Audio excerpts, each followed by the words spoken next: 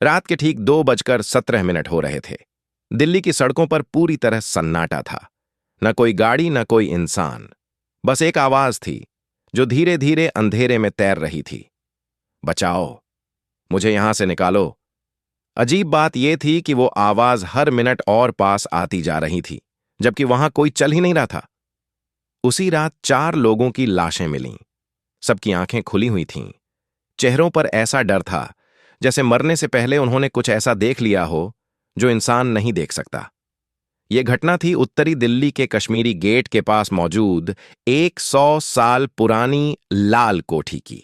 लोग कहते हैं दिन में वहां सब कुछ सामान्य लगता है, लेकिन रात होते ही वहां से रोने और चीखने की आवाजें आने लगती हैं। पुलिस रिकॉर्ड में भी लिखा है कि रात में वहां रुकने वाला कोई भी इंसान पूरी तरह सामान्य वापस नहीं आता। उसी लाल कोठी में उस रात 4 दोस्त गए थे। रोहन, जो एक यूट्यूबर था, आदित्य, एक फोटोग्राफर, नेहा, जर्नलिज्म की छात्रा, और समीर, एक लोकल गाइड। उनका प्लान सीधा साधा था। रात वहीं बितानी थी और सब कुछ रिकॉर्ड करना था। अंदर जाने से पहले एक बूढ़े आदमी ने उन्हें रोका। उसकी आवाज कांप रही थी। उसने कहा, बेटा, वहां जो रहता है वो जिंदा लोगों से बात नहीं करता, वो उनकी जान लेता है। लेकिन चारों हंस दिए। जैसे ही वे लाल कोठी के अंदर घुसे, दरवाजा अपने आप बंद हो गया। एक तेज आवाज हुई और अंधेरा और गहरा हो गया। नेहा ने घबराकर कहा, यह दरवाजा अपने आप कैसे बंद हो गया? उसी पल ऊपर से किसी के चलने की आवाज आई। थक थक थक, जबकि ऊपर जाने वाली सीढ़ियां सालों पहले ही टूट चुकी थीं। आदित्य ने कैमरा ऑन किया। कैमरे की स्क्रीन पर पहले सिर्फ अंधेरा दिखाई दिया, फिर एक औरत। सफेद साड़ी, बिखरे हुए बाल, चेहरा आधा जला हुआ, और उसके पैर जमीन को छू ही नहीं रहे थे। उसकी आंखें सीधे कैमरे के अंदर देख रही थीं। उसने धीमी आवाज में कहा, तुम भी मुझे छोड़कर जाओगे? अगले ही पल समीर की चीख गूंज उठी। वो दीवार से चिपक गया। उसकी गर्दन अजीब तरीके से मुड़ चुकी थी। उसकी आंखें खुली रह गईं और उसके मुंह से बस एक ही बात निकली, वो यहीं है। और उसी पल समीर की सांस रुक गई। नेहा भागने लगी, लेकिन उसके बाल किसी ने पीछे से पकड़ लिए। रोहन ने देखा, नेहा हवा में उठ रही थी। उसकी चीख आज भी लाल कोठी की दीवारों में गूंजती है। आदित्य दरवाजे की तरफ भागा, लेकिन दरवाजे के सामने वो औरत खड़ी थी। उसकी आंखें बिल्कुल खाली थीं। उसने कहा, अब तुम भी मेरे साथ रहोगे?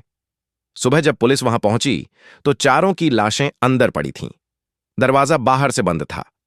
पुलिस रिपोर्ट की आखिरी लाइन में लिखा था, मौत का कारण अज्ञात है। लेकिन सबकी आंखों में एक ही चीज थी, डर।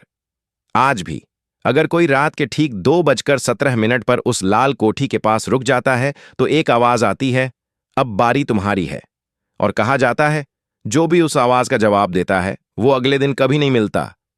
इसके बाद कोठी फिर से शांत हो जाती है। न कोई आवाज, न कोई परछाई, जैसे वहां कुछ हुआ ही नहीं हो। लेकिन अगर तुम्हें लगता है कि यह सिर्फ एक कहानी थी, तो एक बार रात के ठीक 2:17 पर अपने आसपास ध्यान से सुनना। शायद कोई तुम्हारा नाम ले। और याद रखना, अगर लाल कोठी से कभी कोई आवाज आए तो पलटकर मत देखना, क्योंकि जो पलटकर देखता है वो कभी पूरी कहानी नहीं सुना पाता। अगर यह कहानी तुम्हें थोड़ी सी भी डरा गई हो तो इस वीडियो को रात में अकेले मत सुनना। मैं फिर मिलूंगा अगली कहानी के साथ। लेकिन याद रखना, अगली बार अगर कोई आवाज आए तो जवाब देना है या नहीं, यह फैसला सिर्फ तुम्हारा होगा। ऐसी ही और भी डरावनी कहानियां सुनने के लिए हमें सब्सक्राइब करें। लेकिन याद रखना, रात को अकेले सुनना खतरनाक हो सकता है। लोगों को लगा था कि चारों की मौत के बाद लाल कोठी का किस्सा खत्म हो जाएगा, लेकिन सच्चाई ये है कि असली कहानी उसी रात शुरू हुई थी। 4 लाशें मिलने के बाद पुलिस ने कोठी को सील कर दिया। बाहर बोर्ड लगा दिया गया, यह जगह खतरनाक है, अंदर जाना मना है। लेकिन दिल्ली है ये, यहां मना करने से लोग रुकते नहीं। पुलिस की पहली रात, जिस रात कोठी सील हुई, उसी रात 2 पुलिस वाले वहां तैनात किए गए, हेड कांस्टेबल शर्मा और कांस्टेबल इमरान। रात करीब 1:30 बजे सब कुछ सामान्य था, लेकिन ठीक 2:17 पर शर्मा ने इमरान से कहा, यो यार, क्या तुझे भी किसी के चलने की आवाज आ रही है? इमरान ने जवाब नहीं दिया। शर्मा ने पलट कर देखा। इमरान की आंखें खुली थीं, लेकिन वो सांस नहीं ले रहा था। उसके मुंह से धीरे धीरे खून टपक रहा था और उसके कान के पास जैसे किसी ने बहुत धीरे से फुसफुसाया हो। अगली सुबह इमरान की मौत की खबर दबा दी गई। ऑफिशियल रिपोर्ट में लिखा गया हार्ट अटैक, लेकिन शर्मा ने ट्रांसफर की अर्जी डाल दी। उसने अपने सीनियर से बस इतना कहा, सर, वहां कोई है जो हमसे बात करना चाहता है। 3 दिन बाद दिल्ली के एक लोकल व्हाट्सएप ग्रुप में एक ऑडियो वायरल हुआ। ऑडियो की आवाज बहुत धीमी थी। एक लड़की रो रही थी। अगर कोई ये सुन रहा है तो यहां मत आना, वो तुम्हें जाने नहीं देगी। ऑडियो के आखिर में एक और आवाज थी, औरत की। अब बहुत देर हो चुकी है। लोकेशन टैग था लाल कोठी, कश्मीरी गेट। इस ऑडियो को सुना आरव ने। दिल्ली यूनिवर्सिटी का स्टूडेंट, पैरानॉर्मल रिसर्च में दिलचस्पी रखता था। उसने सोचा, हर बार की तरह लोग अफवाह फैला रहे होंगे। वो रात करीब 1:50 पर लाल कोठी पहुंचा। अकेला। कैमरा ऑन था। कोठी के अंदर हवा बहुत ठंडी थी। दीवारों पर नाखूनों के निशान थे, जैसे कोई बाहर निकलने की कोशिश कर रहा हो। आरव ने कैमरे से कहा, अगर यहां कोई है तो सामने आओ। उसी पल मोमबत्ती बुझ गई और किसी ने उसके पीछे खड़े होकर कहा, तुमने बुलाया था? आरव ने जो देखा वो कभी किसी ने रिकॉर्ड नहीं किया था। वो औरत लाल कोठी की मालकिन थी। 100 साल पहले उसे यहीं जिंदा जला दिया गया था। उसका कसूर सिर्फ इतना था कि उसने अपने पति के जुर्मों के खिलाफ आवाज उठाई थी।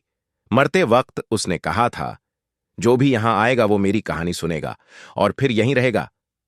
आरव की रिकॉर्डिंग यहीं खत्म हो जाती है। सुबह कोठी का दरवाजा खुला मिला। अंदर कोई लाश नहीं थी, बस कैमरा पड़ा था और कैमरे में एक नई रिकॉर्डिंग थी।